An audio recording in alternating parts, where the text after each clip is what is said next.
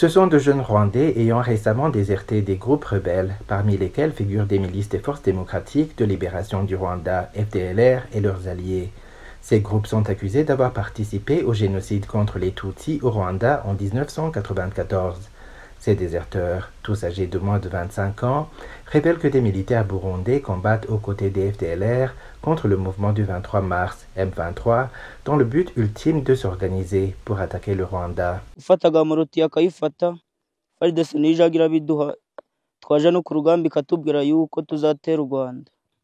Twarangiza tukaja ku rugamba tugasangayo FARDC, FDLR n'abari abarundi.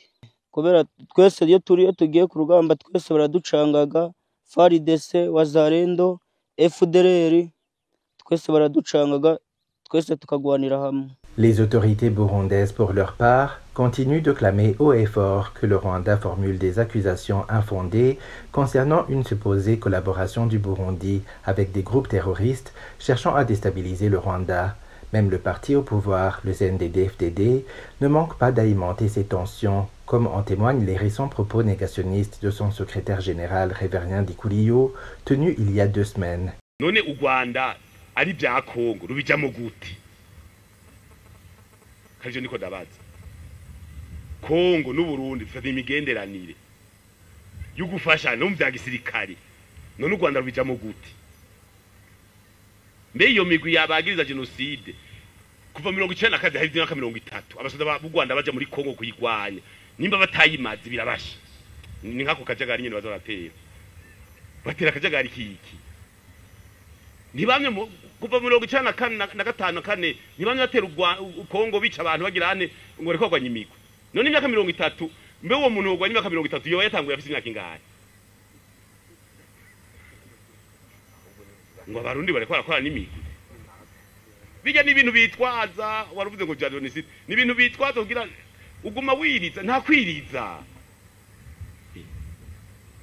None imyaka 30 94 ni imyaka 30 yeze. Nitwa Nitanga Jerive, ngaba mfite imyaka 18, ngaba mfite imyaka 21.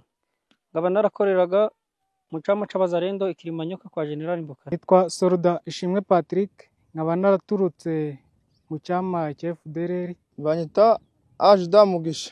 Le président burundais Evariste Ndayishimiye, connu pour ses discours contradictoires, a rejeté les accusations rwandaises en affirmant qu'elles étaient dénuées de fondement.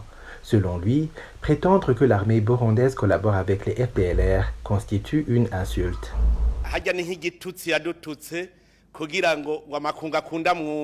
Lors d'une récente rencontre en RDC avec son homologue Félix Tshisekedi, Evariste Ndayishimiye a tenu des propos inquiétants, affirmant ouvertement et sans retenue leur disponibilité à soutenir toute initiative visant à renverser le régime rwandais. Alors à ce moment-là, je crois que notre lutte doit continuer jusqu'à ce que le peuple aussi rwandais commence quand même à se sentir libre. Aussi faire pression.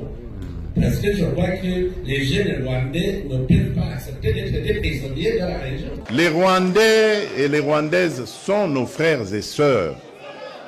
Et d'ailleurs, ils ont besoin de notre aide parce qu'ils sont muselés. Ils ont besoin de notre aide pour se libérer. En plus de ces déclarations controversées, le président burundais persiste dans ses affirmations mensongères concernant l'identité des militaires burundais capturés par les rebelles du M23. La semaine dernière, au moins une centaine de soldats burundais ont péri lors des combats au Nord Kivu, d'autres ont été faits prisonniers et plusieurs blessés sont à déplorer.